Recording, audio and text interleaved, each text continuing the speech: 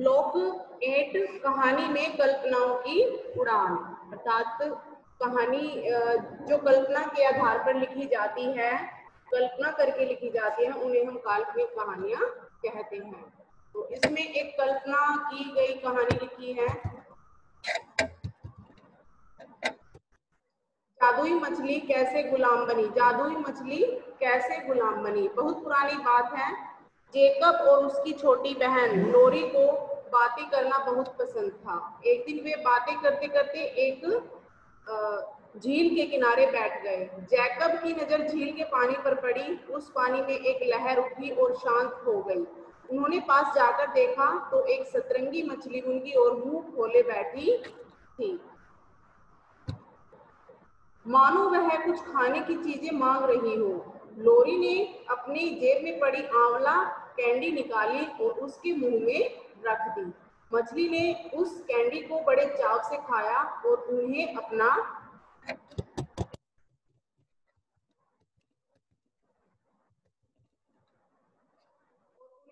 नाच दिखाकर पानी में घुस गई। अगले दिन जैकब और लोरी उस मछली को देखने की चाह में फिर से उस झील के किनारे आए। आज थोड़ी शाम हो गई थी। उन्होंने वहां फिर से वही दृश्य देखा, लेकिन आज मछली कुछ अधिक जगमगा रही थी। ऐसी तरह ही वे रोज शाम को आकर उस मछली के अलग अलग रंगों को देखकर खुश हो जाते थे।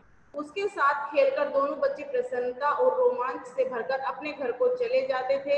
एक दिन जैकब और लोरी को लगा कि आज बिल्कुल अंधेरी रात है, आज वह मछली बहुत तेज जगमगा रही होगी।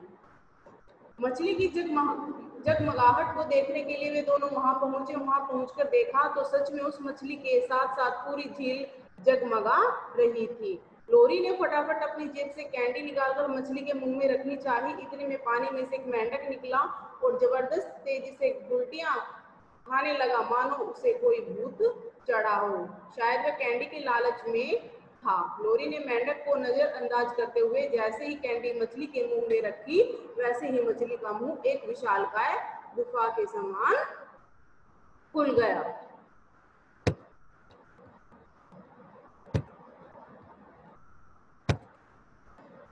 अगले ही पल कैंडी के साथ साथ लोरी भी झील की गहराइयों में समा गई। फिर झील रात की तरह शांत हो गई। लोरी और मछली का दूर दूर तक नामो निशान न था। जब जैकब अंधेरे में अकेला परेशान हो गया और सिर पकड़कर रोने लगा, रोते रोते उसे अपने पैरों के पास कुछ आहट सी महसूस हुई। उसने आंसू पोंछते हुए नीचे की ओर देखा तो वहीं मेंढक उसकी ओर टकटकी लगाए देख रहा था। झल्लाकर जैकब ने मेंढक से पूछा, तुम यहाँ क्यों आए हो? और उसकी आंखों से आंसू की 2 बूंदें मेंढक के ऊपर गिर गई। अगले ही पल प्रकाश जगमगाया और मेंढक का आकार 1000 गुना बढ़ गया। इतना बड़ा मेंढक देखकर जैकब की आंखें फटी की फटी रह गई। मेंढक बोला, मैं मेंढकों का राजा हूँ। इस दुष्ट मछली की चालाकियों की वजह से मेरी शक्तियां खत्म हो गई थी, परंतु मेरे ऊपर तुम्हारे प्यार से भरे आंसुओं के गिरने के कारण मेरी शक्तियां लौट आई हैं।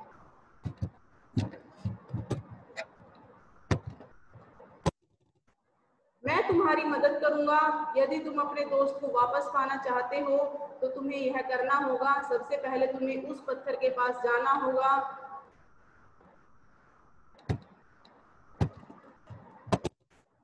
उस पत्थर के पास जाना होगा, फिर उसके ऊपर जाकर कुछ शब्द कहने होंगे। जैकब ने वैसा ही किया। उसने झील के किनारे पर पड़े पत्थर से बोला, उडुपी बडुपी हमें चाहिए पनडुब्बी। इतने में पत्थर के ऊपर एक पनडुब्बी आ गई। उस पनडुब्बी को लेकर जैकब झील के अंदर गया, जहां लोरी की तरह कई बच्चे उस मछली के झांसे में आकर फंस चुके थे। जैकब ने उस सतरंगी मछली से कहा, मैं एक पहेली पूछूंगा, यदि तुम मेरी पहेली का उत्तर दे दे तो मैं इन बच्चों की तरह तुम्हारा गुलाम बन जाऊंगा। अगर तुम हार गई तो तुम मेरी गुलाम बनोगी। मछली ने आज तक सारी चुनौतियों को स्वीकार किया था, इसलिए उसने इस चुनौती को भी स्वीकार कर लिया। जैकब ने कहा, रंग बिरंगा हूँ पर फूल नहीं, उड़ सकता हूँ पर धूल नहीं, बोल दिखूं पर बोल नहीं,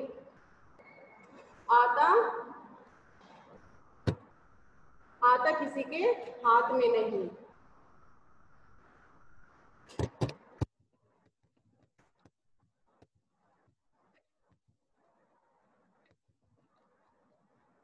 काफी सोच विचार के बाद जब उस मछली को कुछ नहीं सूझा तो उसने हार मान ली और कहा, ठीक है, मैं आज से तुम्हारी गुलाम बनने को तैयार हूँ, लेकिन पहले तुम मुझे इस पहेली का उत्तर बताओ। जैकब ने कहा, यह तो बहुत ही आसान है, पानी के बुलबुले। तब से वह मछली जैकब की हर बात को मानती है और सभी बच्चों का मनोरंजन भी करती है। उसी के नीचे यहाँ पर दिया है, संरचना के आधार पर क्रिया के भेद। संरचना के आधार पर क्रिया के कितने भेद होते हैं? जिन शब्दों से किसी कार्य, क्रिया किसे कहते हैं? जिन शब्दों से किसी कार्य के करने या होने का बोध होता है उन्हें क्रिया कहते हैं। संरचना के आधार पर क्रिया के 5 भेद होते हैं, सामान्य क्रिया, संयुक्त क्रिया, प्रेरणार्थक क्रिया, पूर्वकालिक क्रिया और नाम धातु क्रिया। ये 5 क्रियाएं होती हैं। सामान्य क्रिया क्या होती है? वाक्य में जहां एक क्रिया का प्रयोग हो वह सामान्य क्रिया होती है। जैसे मनित ने तरबूज खाया, तो यहाँ पर एक ही क्रिया है, खाया यहाँ पर एक ही क्रिया है, सामान्य क्रिया है, तो यहाँ पर कौन सी क्रिया होगी? सामान्य क्रिया। अब संयुक्त क्रिया क्या होती है? 2 या 2 से अधिक धातुओं के मेल से बनी क्रिया संयुक्त क्रिया होती है। संयुक्त क्रिया क्या होती है? 2 या 2 से अधिक धातुओं के मेल से बनी क्रिया संयुक्त क्रिया होती है। जैसे हरविंदर के चुटकुले सुनकर सब हंस पड़े। यहाँ पर देखो, पहले में एक ही धातु थी, एक ही क्रिया का प्रयोग किया था, खाया। इसमें 2 धातुएं, हंस पड़े, तो यहाँ पर कौन सी क्रिया हो गई है? संयुक्त क्रिया।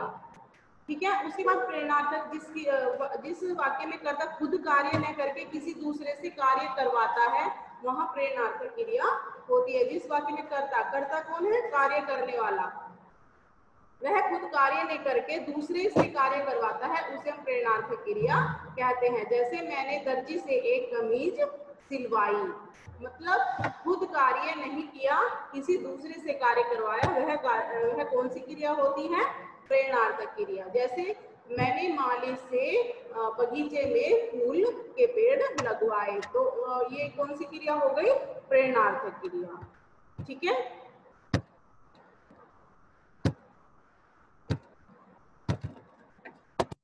उसके बाद आती है हमारी पूर्वकालिक क्रिया। पूर्वकालिक क्रिया क्या होती है?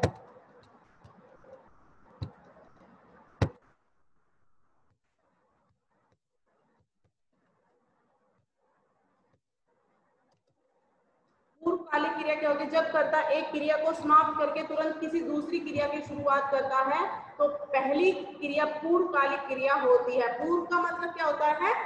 पहले। जैसे आरना खाना खाकर खेलने गई, मतलब खाना खाकर, यानी पहले उसने खाना खाया। पूर्वकालिक क्रिया क्या हो गई? खाकर। खेलने गई, बाद में वो खेलने गई, तो खाकर यहाँ पर पूर्वकालिक क्रिया हो गई। जैसे विजय दफ्तर से या विनय दफ्तर से आकर सो गया, तो आना उसकी पहली क्रिया हो गई और सोना उसकी बाद की क्रिया हो गई। तो आकर यहाँ पर कौन सी क्रिया हो गई? पूर्वकालिक। ठीक है। जैसे राधा ने स्नान करके पूजा की, तो पहले उसने स्नान किया, बाद में उसने पूजा की, तो स्नान करके यहाँ पर क्या हो गई? पूर्वकालिक क्रिया हो गई। कौन सी क्रिया हो गई? पूर्वकालिक क्रिया। ठीक है। अब आती है नाम धातु क्रिया। नाम धातु क्रिया क्या होती है? संज्ञा, सर्वनाम, विशेषण आदि शब्दों में ना प्रत्यय जोड़कर बनने वाली क्रियाएं नाम धातु क्रियाएं कहलाती हैं। जैसे शर्म, शर्माना, हाथ, हथियाना, अपना, अपनाना, लालच, ललचाना, हिनहिनाना, ये सब क्या होते हैं? नाम धातु क्रियाएं। ठीक है। उसी के नीचे कुछ विशेष बातें दी हैं। संयुक्त क्रिया में एक से अधिक क्रियाएं मिलकर एक ही कार्य को पूरा करती हैं। संयुक्त क्रिया में पहली क्रिया मुख्य क्रिया और दूसरी क्रिया सहायक क्रिया होती है। मुख्य क्रिया से पहले होने वाली क्रिया पूर्वकालिक क्रिया होती है। प्रेरणार्थक क्रिया में कर्ता स्वयं कार्य नहीं करके किसी दूसरे से कार्य करवाता है। ठीक है।